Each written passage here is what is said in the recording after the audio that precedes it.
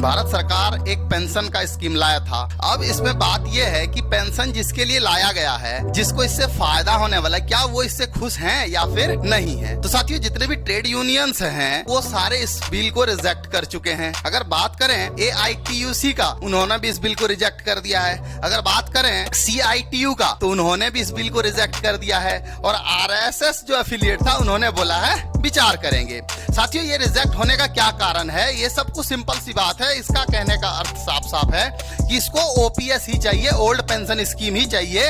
इसके अलावा सबको कोई स्कीम नहीं चाहिए। अब OPS और UPS में डिफरेंस क्या है, थोड़ा सा इसको समझते हैं। देखिए, असोर्ड पेंशन तो खैर उसमें भी था, इसमें भी है, बट थोड़ा बहुत कंडीशंस हैं। तीसरा चीज है ग्रॉस सैलरी।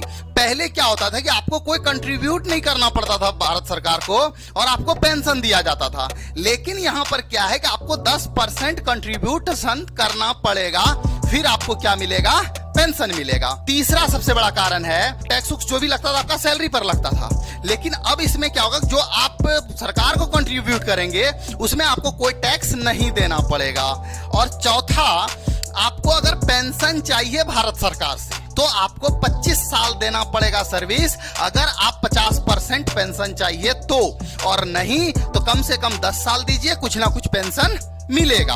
और सबसे बड़ा चीज है पांचवा, जो पहले क्या होता था कि रिटायरमेंट के समय क्या करता था कि कर्मचारी कुछ ज्यादा पेमेंट अगर सरकार से ले लेते हैं तो उसको जो पेंशन मिलता था वो कम मिलता था। लेकिन यहां पर उसको कुछ ज्यादा पैसा भी लिए हैं तो भी आपको पेंशन जो मिल रहा था वही मिलेगा, इसमें कोई चेंजेस नहीं होगा।